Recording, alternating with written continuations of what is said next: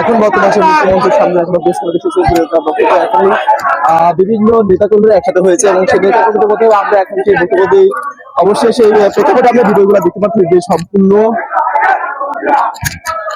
আর সেইগুলো বিভিন্ন নেতাকর্মী এখন প্রেক্ষাপটে যেগুলো চলতেছে এগুলো অবশ্যই আপনি সেগুলো বিভিন্ন নেতাকর্মীরা একসাথে হয়ে এবং বিভিন্ন তারা সংগ্রাম এবং এককভাবে বক্তব্য এবং সবাই রাখতেছে এবং মিছিলের সংগ্রামের মধ্যে আমরা এর মধ্যে সেই প্রেস ক্লাবের পার হয়ে আসে আমরা এখন কোর্টমুখী হয়েছি এবং মুখে হয়ে যায় যে বর্তমান সেই প্রক্রিয়া চলে আসছে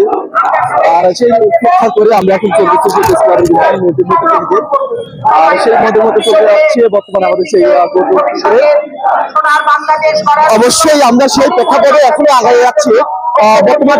আমরা চলে যাচ্ছি বিভিন্ন কাগজ চলে যাচ্ছে আমরা সেই প্রেস ক্লাবের মধ্যে পার হয়ে আসছি যেটা অবশ্যই আমাদের উদ্যমকে এখন কর ভবনের উদ্যমকে চলে যাচ্ছে যেটা বর্তমানে এখানে অবস্থান রয়েছে যেটা কার্যক্রম আসলে চলে যাচ্ছে থাকবে আর আমি এটা আশাবাদী যে বর্তমানে প্রেক্ষাপটে পরিবেশ এবং আইন শৃঙ্খলা বাহিনী যথেষ্ট তাদের সুরক্ষা এবং ব্যবস্থা করার ব্যবস্থা রাখছে এবং সবাই একে একে কাজ মিলে সবার প্রতিহিংসা ত্যাগ করে এবং সুন্দরভাবে মিছিলে উপস্থিত হয়েছে এটা সেই সুন্দর এবং পরিবেশকে রক্ষার একটি দায়িত্ব যে বৈষম্য ছাত্র আন্দোলনের মাধ্যমে আমরা বর্তমান সেই বিজয় আন্দোলনের মধ্যে এখন 16 ডিসেম্বর যেটা আমরা পেয়েছি অবশ্যই সেই 16 ডিসেম্বর অপেক্ষা করে আমরা সুন্দরভাবে বক্তব্য পেয়েছি আর সেই 16 ডিসেম্বর উপলক্ষে আমাদের যে জাতীয় মহান উদ্দেশ্যে আমরা বক্তব্য ভাইরালের মধ্যেই আমরা একটু পেয়েছি যে বিভিন্ন নেতা কর্মীরা আছে যেটা হচ্ছে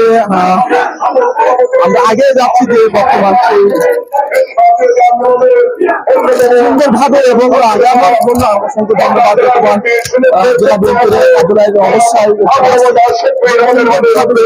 চলতেছে